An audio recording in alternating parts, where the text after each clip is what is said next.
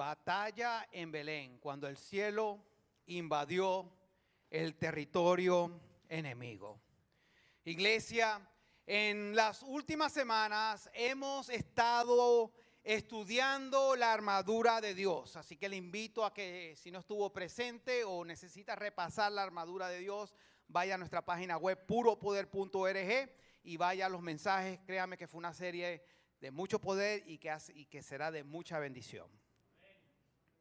Aprendimos que la vida cristiana no es una vida pasiva, que existe, que vivimos en una batalla espiritual que es real y que Dios nos llama a estar firmes, nos llama a estar alertas y espiritualmente vestidos. Algo afirmado por Pablo en Efesios capítulo 6, versículo 11, cuando él dijo: pónganse toda la armadura de Dios para poder mantenerse firmes contra las estrategias del diablo. Puropoder.org. Sin embargo, hoy al celebrar la Navidad y cuando hablo de Navidad, no me estoy refiriendo a una fecha, pero sí al hecho del nacimiento humano de Jesús, el Hijo de Dios. Necesitamos entender algo fundamental como lo es antes de que Dios nos dijera que nos pusiéramos la armadura. Él mismo, Dios mismo, entró primero en la batalla. La armadura no empieza en Efesios capítulo 6. La armadura empieza en Belén. En otras palabras, la Navidad es el momento histórico y espiritual en que el cielo invade el territorio enemigo. En Belén, Dios entró personalmente al mundo caído para iniciar la liberación definitiva de la humanidad. Algo confirmado en Juan capítulo 1, versículo 14. Y Juan escribió: él pasó aproximadamente 3 años con Jesús. Y el verbo se hizo hombre, hablando de Jesús, y habitó entre nosotros. Mejor dicho, Dios entró en la historia humana. Notemos que el primer pecado, hablando de Adán y Eva, y lo puede leer en Génesis capítulo 3, 14 y 15, Dios prometió que vendría uno que derrotaría al enemigo, y Belén es el momento donde esta promesa se convierte en acción. En Belén, lo eterno entra al tiempo. En Belén, lo divino entra a lo humano. En Belén, el reino de Dios invade el reino de las tinieblas. En Belén, el cielo invade un mundo bajo oscuridad. Algo confirmado nuevamente por Juan capítulo 1, versículo 5, que dice: la luz brilla en la oscuridad y la oscuridad jamás podrá apagarla. River Oaks, Jesús no nació en un palacio, pero sí en un pesebre. No porque Dios no pudiera hacer algo mejor, sino porque vino a invadir desde abajo, desde lo quebrado, desde lo humano. Belén no fue elegido por comodidad, fue elegido por estrategia divina.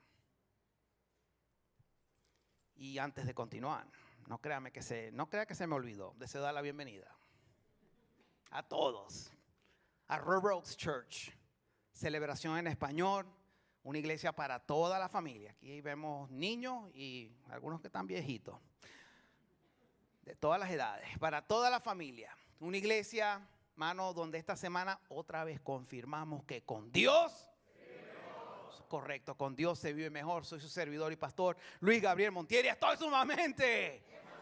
Créame que sí, hermano, estoy muy emocionado porque hoy nuestro tema es batalla en Belén, cuando el cielo invadió el territorio enemigo. Ya recibí mis primeros panes de jamones.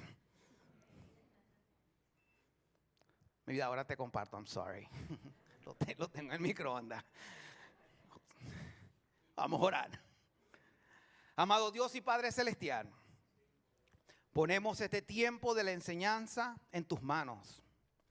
Amado Dios, te pedimos que tu Espíritu Santo nos guíe en todo lo que se haga en esta tarde. Que sea tu Espíritu Santo abriendo nuestro entendimiento, que sea tu Espíritu Santo preparando nuestros corazones para recibir tu palabra y que nuestras vidas sean transformadas y den frutos para la gloria y honra de tu nombre. En el poderoso nombre de tu Hijo amado oramos y la iglesia dice amén. Y amén. Y después del nacimiento de Jesús, el enemigo entendió que algo irreversible había comenzado.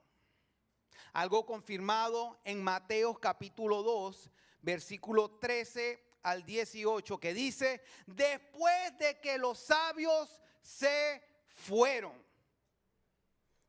de haber visitado, adorado y regalado cosas al niño Jesús, quien ya tenía unos meses de nacido, un ángel del Señor se le apareció a José en un sueño. Levántate y, ¿qué le dijo? Huye a Egipto con el niño y su madre, dijo el ángel. Quédate allí hasta que yo te diga que regreses. Porque Herodes buscará al niño, ¿para qué? Para matarlo. Si usted lee antes, él le había dicho a los sabios que lo quería para adorarlo. Quería buscarlo para adorarlo. Pero era mentira. Esa noche José salió para Egipto con el niño y con María, su madre. Y se quedaron allí hasta la muerte de Herodes. Así se cumplió lo que el Señor había dicho por medio del profeta. Y Herodes era el rey de esa región. De Egipto llamé a mi hijo. Sigue diciendo la palabra de Dios. Cuando Herodes se dio cuenta de que los sabios se habían burlado de él, se puso ¿cómo? Se puso ¿cómo? Furioso.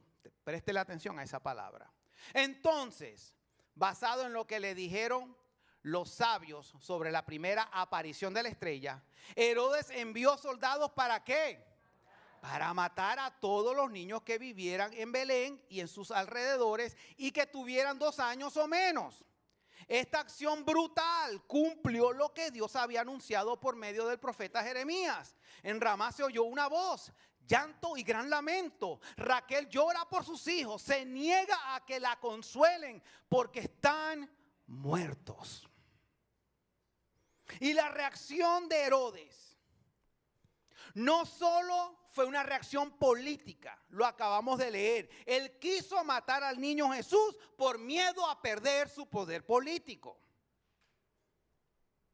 Pero su reacción también fue una oposición espiritual profunda.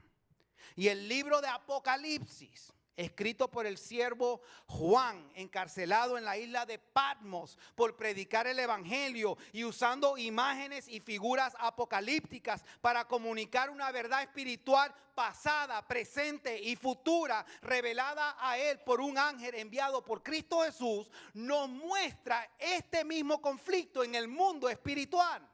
Y los quiero llevar a Apocalipsis capítulo 12, versículo 1 al 12, que dice: entonces fui testigo de un suceso de gran importancia en el cielo. Este es Juan, anotando lo que está viendo. Vi a una ¿qué? A una mujer vestida del sol, con la luna debajo de los pies y una corona de 12 estrellas sobre la cabeza. Estaba ¿cómo? Embarazada y gritaba a causa de los dolores de parto y de la agonía de dar a luz. Luego fui testigo de otro suceso importante en el cielo. Vi a un gran ¿qué? Dragón rojo con 7 cabezas y 10 cuernos y una corona en cada cabeza. Peor que cualquier disfraz de Halloween. Y Halloween no lo celebré. Con la cola arrastró la tercera parte de las estrellas en el cielo y los arrojó a la tierra. Cuando la mujer estaba a punto de dar a luz, el dragón se paró delante de ella. ¿Listo para qué? Para devorar al bebé en cuanto naciera. Sigue diciendo la palabra de Dios en el versículo 5. Ella dio a luz a un hijo que gobernaría a todas las naciones con vara de hierro. Al dragón le arrebataron el hijo y lo llevaron hasta Dios y su trono. ¿Y la mujer qué pasó? Huyó al desierto, donde Dios había preparado un lugar para que la cuidaran durante 1260 días. Entonces hubo ¿qué? Guerra en el cielo. Miguel y sus ángeles lucharon contra el dragón y sus ángeles. El dragón, ¿qué pasó con el dragón? ¿Qué pasó con el dragón? Perdió la batalla y él y sus ángeles fueron expulsados del cielo. Este gran dragón, la serpiente antigua llamada, ¿cómo se llamaba? ¿Quién era este dragón? ¿Era quién? ¿Diablo o Satanás? El que ¿qué? Engaña al mundo entero, fue lanzado a la tierra junto con todos sus ángeles. Y el versículo 10 termina diciendo: luego oí una fuerte voz que resonaba por todo el cielo.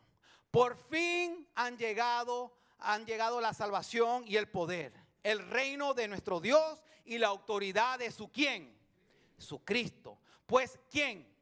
El acusador de nuestros hermanos, es el dragón, si no sabían, el que los acusa delante de nuestro Dios día y noche, ha sido lanzado a la tierra. Ellos lo han vencido por medio de ¿qué? De la sangre de ¿quién? Del Cordero y por el testimonio que dieron. Y no amaron tanto la vida como para tenerle miedo ¿a qué? A la muerte. La Biblia es puro poder. No le tenga miedo a Apocalipsis. Después de hoy le va a fascinar el libro de Apocalipsis. Iglesia, cuando Jesús nació, el enemigo entendió algo claro. El rey legítimo ha llegado y su dominio ha sido desafiado. La Navidad no fue silenciosa en el mundo espiritual. Fue el inicio de una guerra decisiva.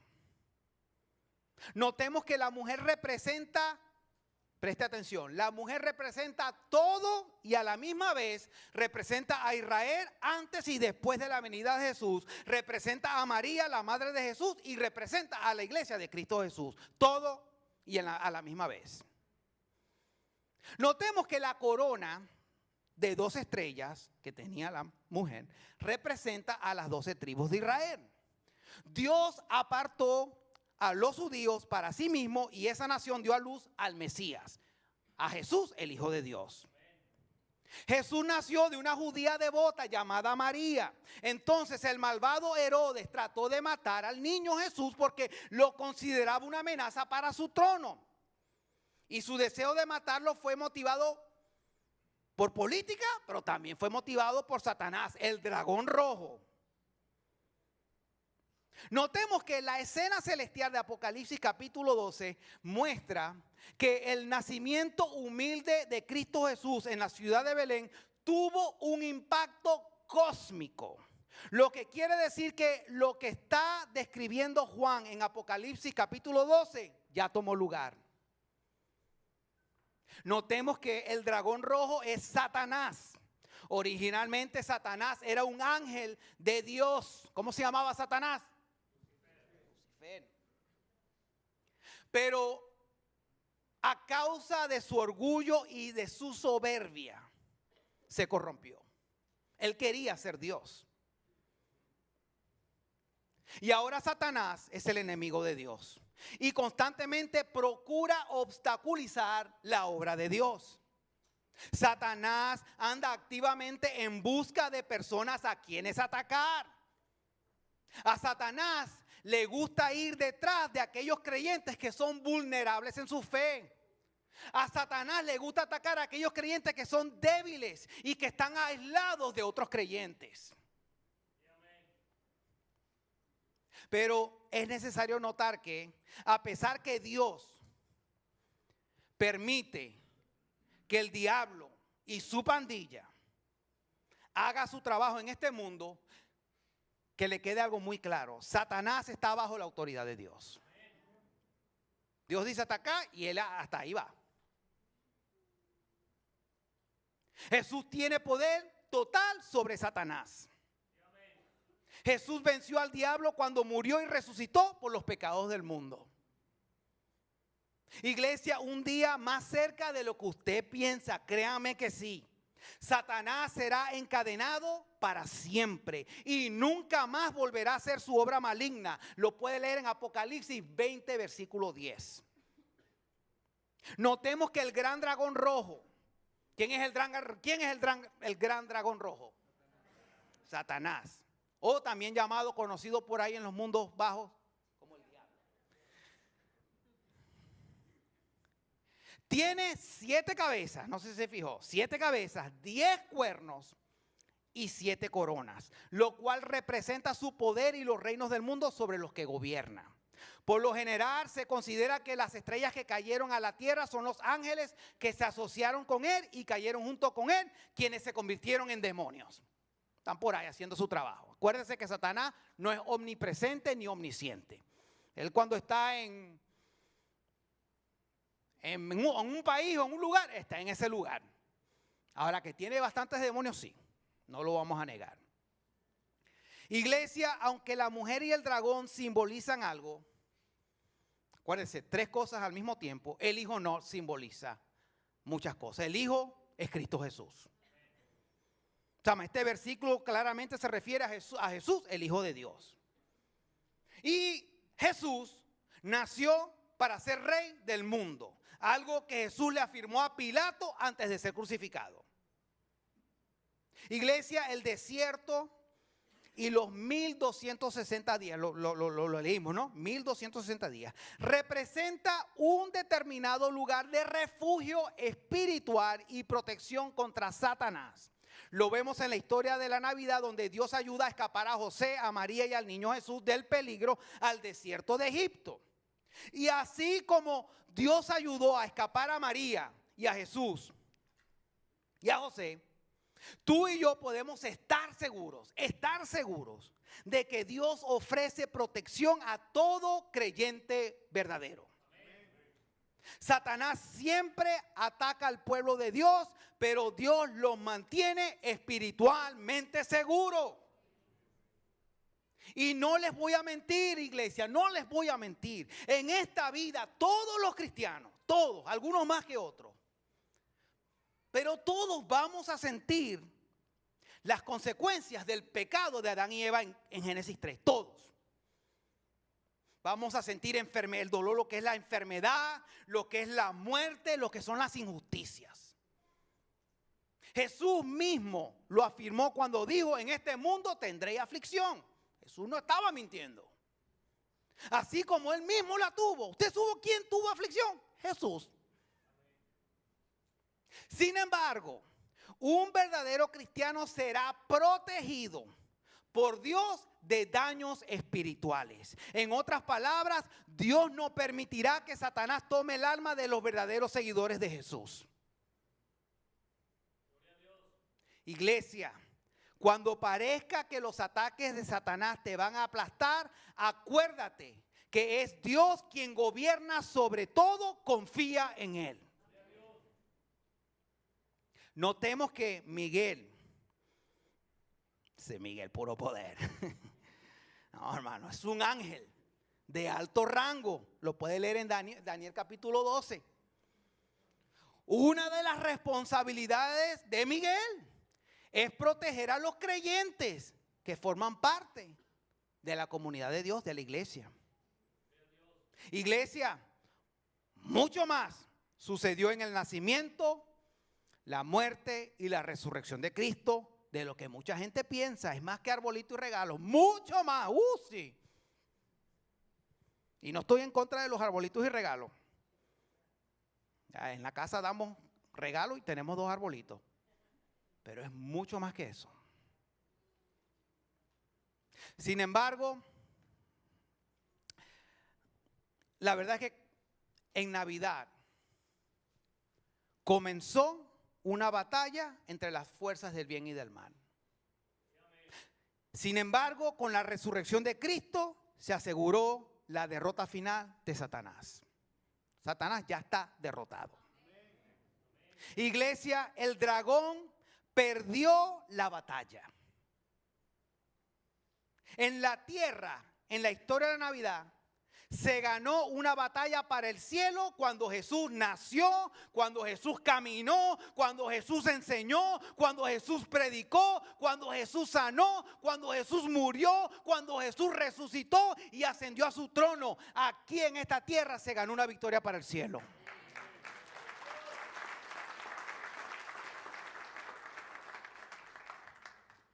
Entonces, pastor, si Cristo ya vino, Dios mismo, si el cielo ya invadió la tierra, si la victoria ya está declarada, pastor, ¿por qué las cosas siguen tan mal?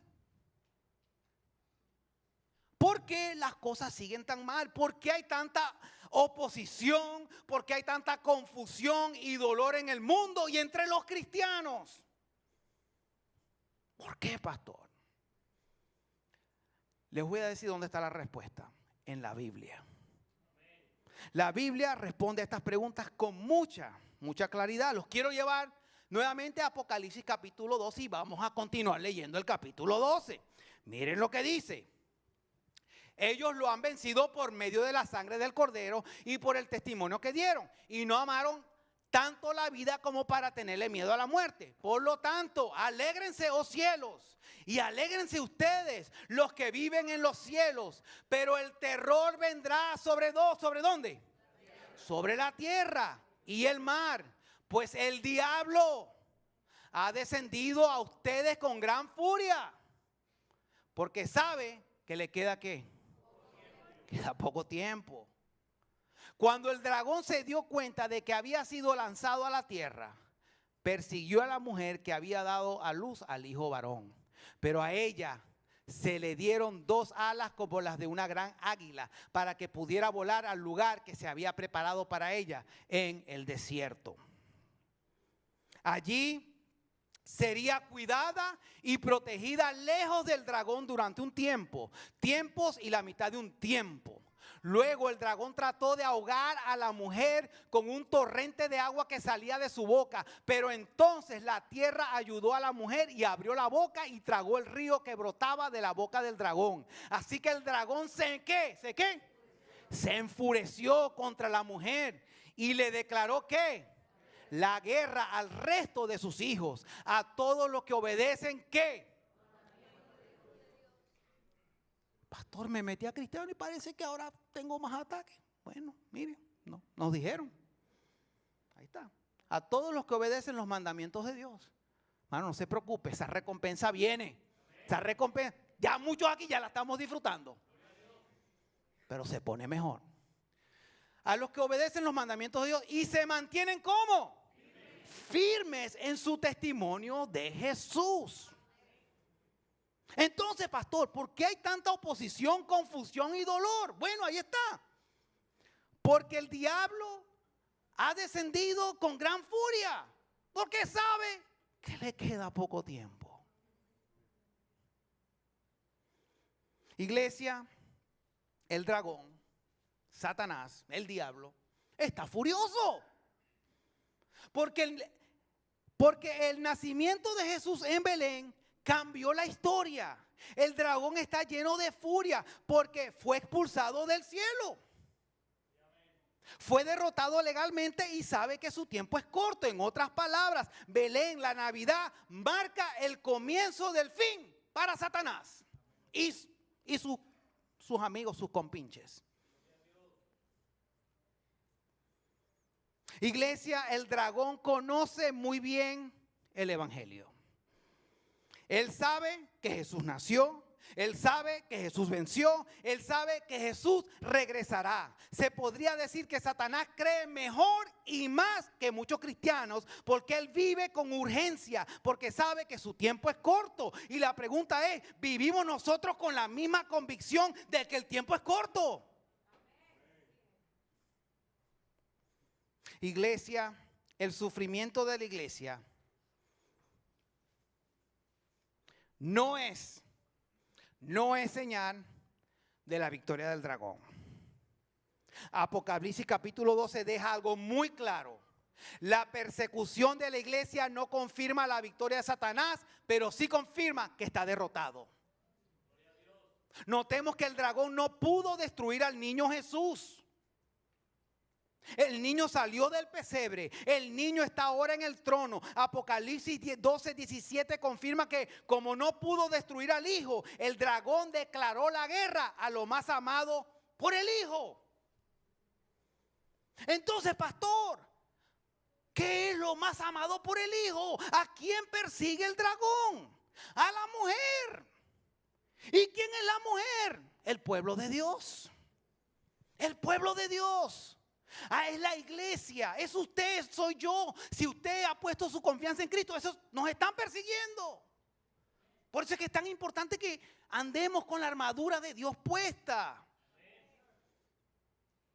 ¿A quién está persiguiendo? A los que obedecen los mandamientos de Dios. A los que mantienen su testimonio de Jesús, en Jesús. Apocalipsis capítulo 12, versículo 14 dice: por un tiempo, tiempos y la mitad de un tiempo. Lo acabamos de leer. Y es esto, puede que simbolice el tiempo que le toma a la iglesia viajar desde la crucifixión y resurrección hasta la consumación final del reino de Dios, o que la ciudad de Dios baje aquí a la tierra, la gran Jerusalén. El punto aquí es que la iglesia, de una manera u otra, está atrapada en la batalla entre el bien y la maldad todo el tiempo que está aquí en la tierra. Y la pregunta es: ¿estás viviendo con toda la armadura de Dios puesta? ¿Estás viviendo con toda la armadura de Dios puesta? Como ya le dije, si no estuvo, visite puropoder.org y va a ver la armadura de Dios. 7 mensajes puro poder. Notemos que en Apocalipsis capítulo 12 aprendemos que el dragón en su furia persigue al pueblo de Dios de 3 maneras. Primero, lo podemos leer en Juan 12:10. Juan llama al dragón el acusador, aquí en Apocalipsis. El dragón es el acusador de los hermanos. Y acuérdese que Satanás significa acusador. El dragón molesta al pueblo de Dios calumniándolo ante Dios y ante los demás, acusándolos de que no son dignos del amor de Dios por causa de su pecado. Y la pregunta es: ¿te has sentido acusado esta última semana? Estos últimos días, ¿te has sentido acusado por algo? Yo sí, les voy a confesar, yo sí, antes de preparar el mensaje, pasé un momento de acusación. Y les voy a contar la historia, ¿se las puedo contar? No tenían opción.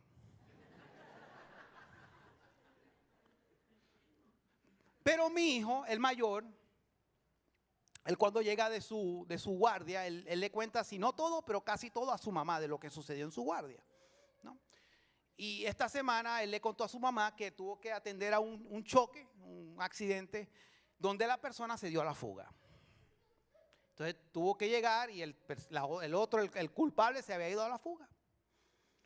Y bueno, él le cuenta todo esto a su mamá, que tuvo que investigar. Por fin no encontraron al muchacho y bueno, pensaron quién era y lo mandaron a la corte. Y bueno, Diana me cuenta eso. A mí yo llego porque él le cuenta todo a su mamá. A mí no mucho. Pero lo bueno es que su mamá sí me cuenta. Y no, papi, que llegó, mira, que se dio a la fuga, que Gama tuvo que ir a investigar qué pasó. Y yo me sentí acusado por mí, Sama, porque yo una vez me di a la fuga. Y Diana contándome esto y a mí se me había olvidado eso. No aplauda porque no va bien. Y yo le digo a mi esposa, a mi vida, adivina, bueno, no sé si se puede, pero adivina que, chica, yo una vez me di una fuga cuando estaba en secundaria. Sí, estaba en secundaria y estaba...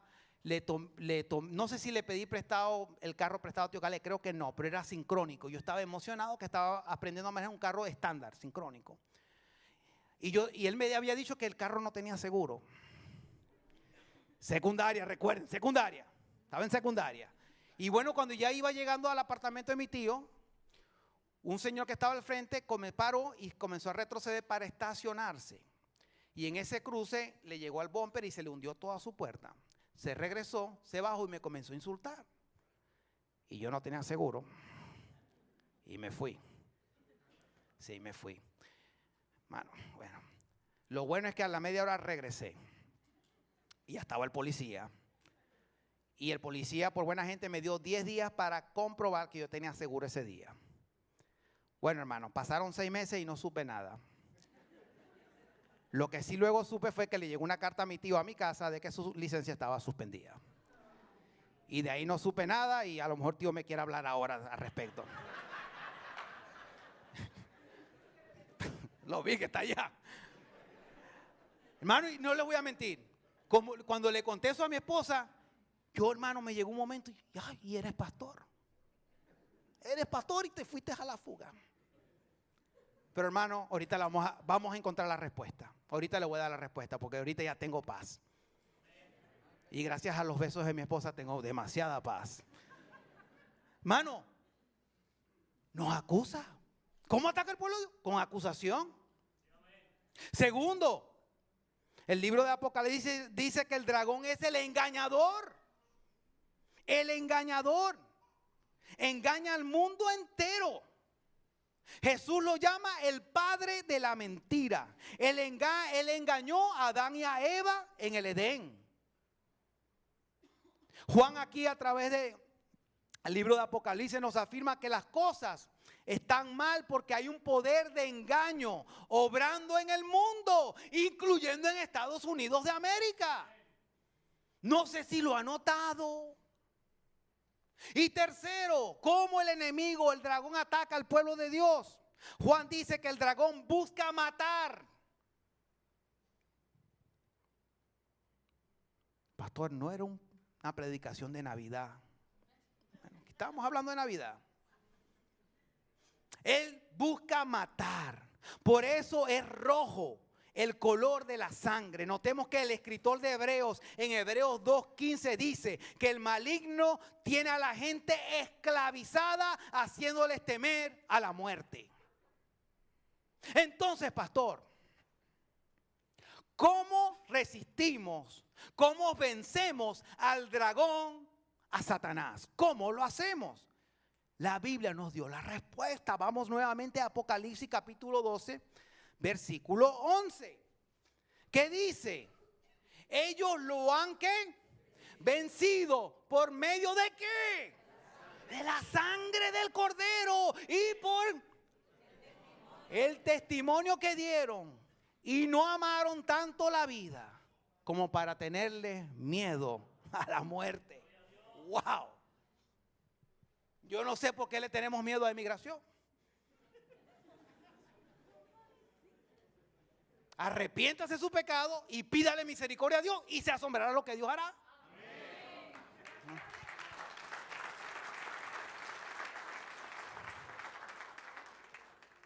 Primero, resistimos y vencemos sus acusaciones con la sangre del cordero.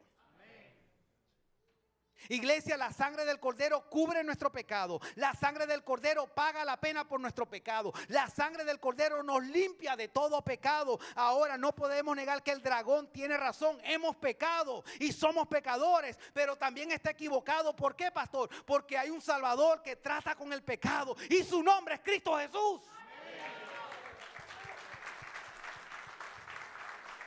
Cuando el enemigo nos acusa, ya sea susurrándonos al oído o mediante el habla de otras personas, lo vencemos al confesar nuestro pecado. Y la pregunta clave es: ¿te has arrepentido de tus pecados? ¿Has confesado tu pecado? ¿Cómo lo resistimos? ¿Cómo lo vencemos? Bueno, resistimos y vencemos, número 2, la inundación del engaño, buscando con todo nuestro corazón, con todo nuestro ser, conocer la verdad, buscando hablar la verdad, buscando caminar en la verdad, buscando testificar la verdad. Apocalipsis capítulo 12, versículo 11 afirma que lo vencieron por la palabra de su testimonio. Iglesia, lo único que contrarresta el engaño es la verdad acerca de Jesucristo. Vencemos al no dejar que ni la más mínima mentira, por muy popular, por muy inclusiva, por muy cultural que parezca, se apodere de nosotros. Si algo no es consistente con Jesús y sus mandamientos y sus enseñanzas, lo rechazamos. Y la pregunta es, ¿andamos en la verdad? ¿Estamos caminando en la verdad? Jesús una vez le dijo a sus seguidores: ustedes son verdaderamente mis discípulos si se mantienen fieles a mis enseñanzas, y conocerán la verdad, y la verdad los hará libres.